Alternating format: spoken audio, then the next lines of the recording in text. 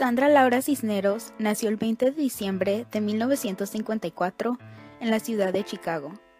Es la tercera de los 7 hijos de la méxico-estadounidense Elvira Cordero Anguiano y del mexicano Alfredo Cisneros de Moral. Fue la única mujer entre 6 hermanos. La infancia de Cisneros estuvo llena de viajes entre la Ciudad de México y Chicago. Como consecuencia, a menudo se sintió sola y desplazada. Durante su niñez, su familia se mudó frecuentemente, viviendo en una serie de departamentos en los barrios populares pobres del lado sureño de Chicago. Ella vivió en pobreza la mayoría de su infancia y ya que no tenía hermanas ni amigas cercanas, leía mucho para escapar su realidad. Cisneros empezó a escribir a los 10 años y desde entonces nunca ha parado de hacerlo. Empezó a escribir más seriamente en una clase de escritura en la Universidad Loyola de Chicago e intentó tener un estilo muy distinto al de sus compañeros. Se matriculó en un programa de posgrado en escritura creativa del taller de escritura de la Universidad de Iowa y obtuvo una maestría en escritura creativa en 1978. Haciendo su posgrado en Iowa, Cisneros encontró más alineación y choque cultural. La autora no se había dado cuenta de que era diferente hasta que se marchó de casa para hacer sus estudios universitarios. Y a pesar de su adaptación al mundo estadounidense, uno de los temas que surge una y otra vez en sus obras es la búsqueda de la identidad. La obra que catapultó a Cisneros a la fama, La casa en Mango Street, se publicó en 1984, pero la autora empezó a escribirla, según su propia confesión, en la primavera de 1977 en la ciudad de Iowa, a la edad de 22 años. Cisneros ha dicho que su primera novela surgió en un momento de crisis. Empezó a trabajar como profesora en un instituto muy pobre y muchos de sus alumnos habían dejado de estudiar porque tenían muchos problemas. Entonces comenzó a preguntarse el sentido de la literatura.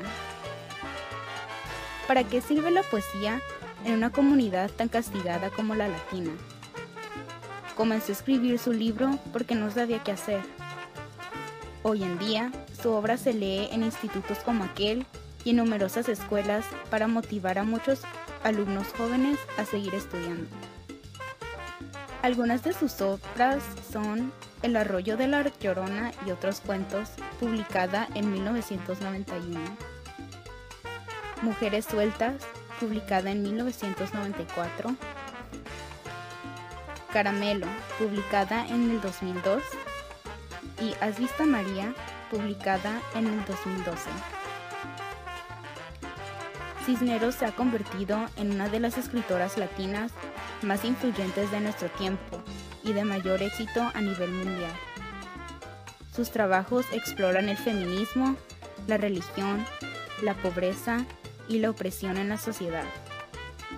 Su herencia mexicana tiene una gran presencia en sus obras, y para Cisneros, al igual que algunos de sus personajes, su identidad está marcada y definida por 2 lenguas, el inglés y el español.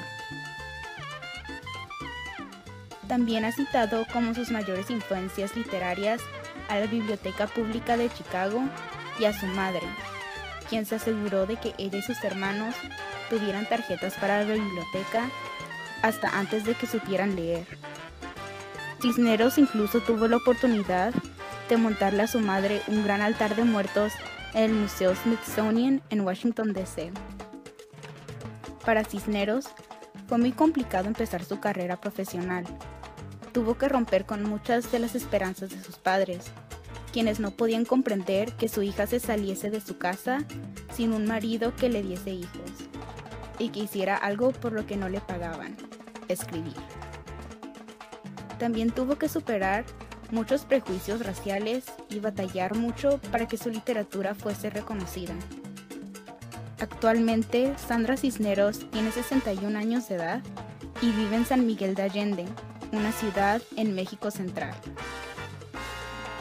Vivió muchos años en San Antonio, Texas, en su famosa Casa Morada, donde escribió y ofreció su tiempo como directora de literatura a talleres de escritores latinos del Centro de Artes Culturales Guadalupe y el Centro Esperanza para la Paz y la Justicia.